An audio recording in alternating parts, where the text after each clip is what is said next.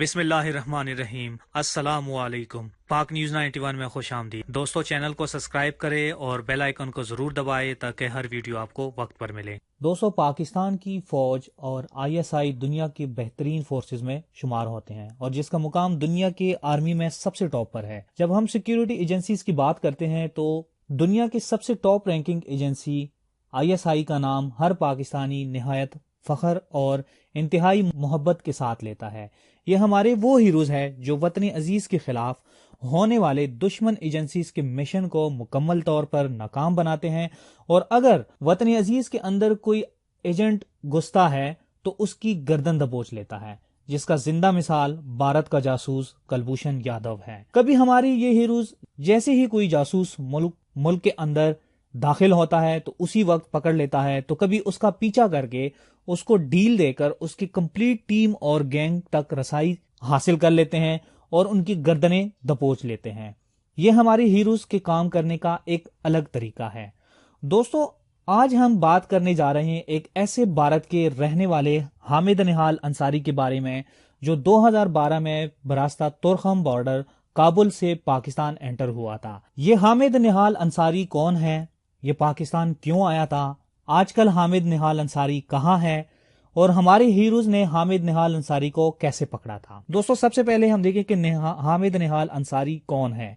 33 سالہ حامد نہال انصاری ممبئی کے رہائشی ہے۔ اس نے مینجمنٹ سائنسز میں ڈگری حاصل کی ہے اور اس کے خاندان کے مطابق اس کی گمشدگی سے چند روز پہلے اس نے 15 نومبر 2012 کو ممبئی کے مینجمنٹ کالج میں بحیثیت لیکچرر ملازمت کا آغاز کرنا تھا۔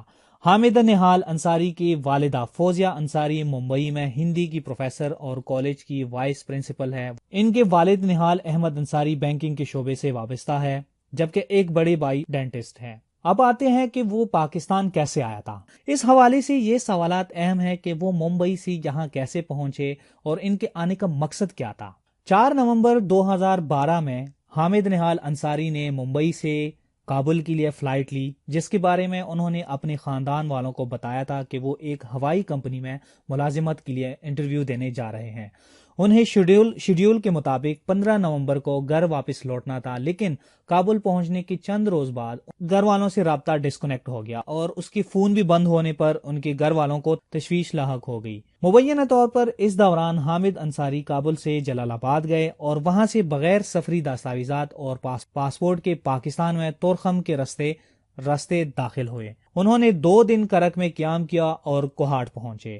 پولیس ذرائع کے مطابق کوہاٹ میں انہوں نے ہوٹل میں قیام کے لیے حمزہ کے نام کا فیک ID کارڈ استعمال کیا اور اسی روز قانون نافذ کرنے والے اداروں نے شک کی بنیاد پر انہیں حراست میں لیا۔ دوسری جانب اس کے خاندان کا کہنا ہے کہ حامد نہال انصاری سے رابطہ نہ ہونے پر جب ان کے لیپ ٹاپ کا معائنہ کیا گیا تو حامد انصاری کی ای میلز اور فیس بک پر ہونے والے گفتگو تک رسائی حاصل ہوئی۔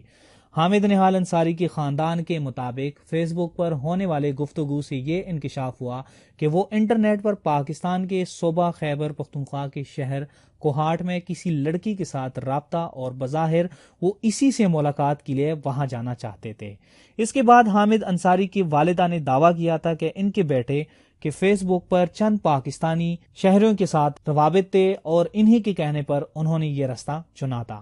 دوسری جانب پاکستان کی سرکاری ذرائع کے مطابق حامد نہال انصاری اپنی گرفتاری کے بعد تفتیش کے دوران اس بات کا اعتراف کیا تھا کہ وہ غیر قانونی طور پر افغانستان سے تورخم کے راستے پاکستان میں داخل ہوئے تھے۔ اب یہاں پہ سوال پیدا ہوتا ہے کہ پاکستان کے اندر کن لوگوں کے ساتھ حامد نہال انصاری کے تعلقات یا کانٹیکٹس تھے۔ حامد نہال انصاری کی خاندان اور ان کی کیس سے ریلیٹڈ سماجی کارکنوں کے مطابق حامد نہال انصاری نے کوہاٹ میں مختلف لوگوں کے ساتھ رابطے قائم کرنے کی کوشش کی تھی تاکہ وہ پاکستان آنے میں مدد کر سکے۔ ان کے فیس بک سے حاصل کیے جانے والے اکاؤنٹس اصلی ہے یا فیک ہے اس کی تصدیق ممکن نہیں ہے، لیکن مارچ سن 2012 سے نومبر 2012 کے درمیان چند نام جن کے ساتھ وہ پاکستان آنے کے حوالے سے بات چیت کرتے رہے، ان میں کرک کے رہائشی عطاء رحمان بھی شامل تھے۔ ان کے خاندان کے مطابق ایک صبا خان نامی اکاؤنٹ سے بھی حامد نہال انصاری رابطے میں تھے، اور اس کے علاوہ ہم حمیرہ حنیف اور شازیہ خان کے نام کے اکاؤنٹ سے روابط کا دعویٰ کیا گیا، جو عدالت میں بھی بعد میں پیش کیے گئے تھے۔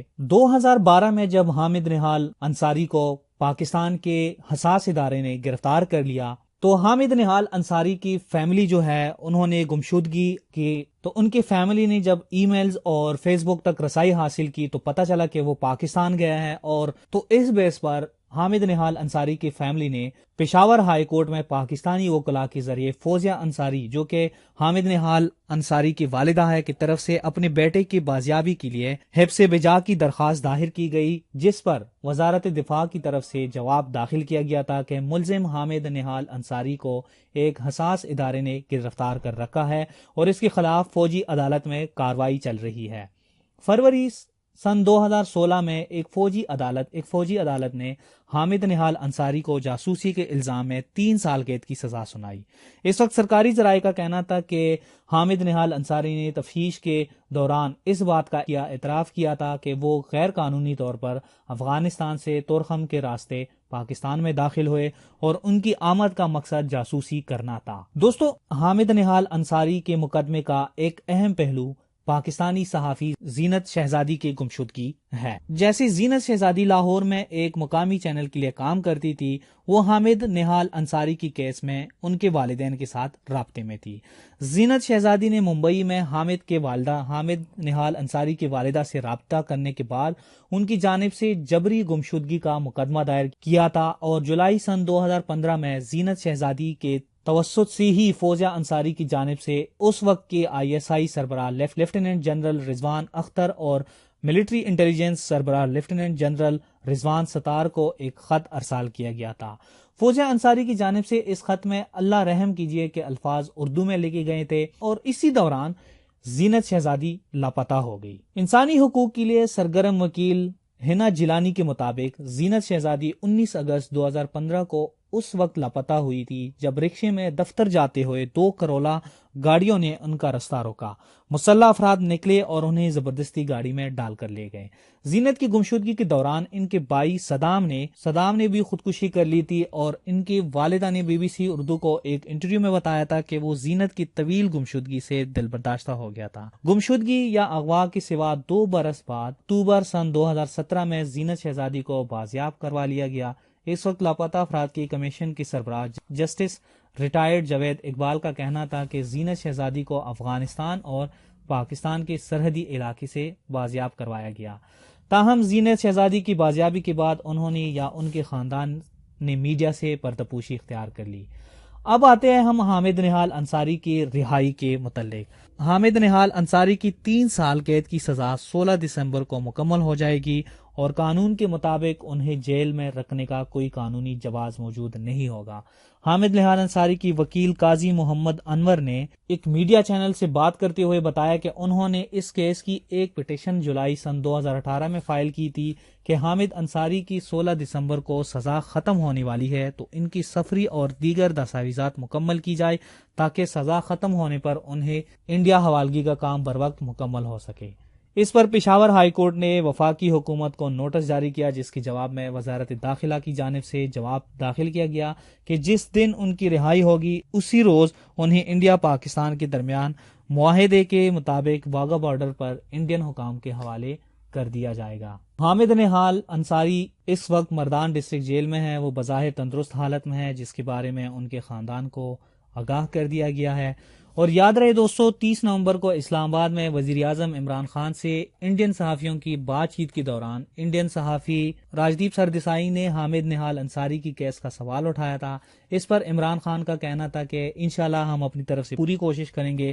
میں اس مقدمے کے بارے میں جانتا نہیں، لیکن میں اس معاملے کو دیکھوں گا۔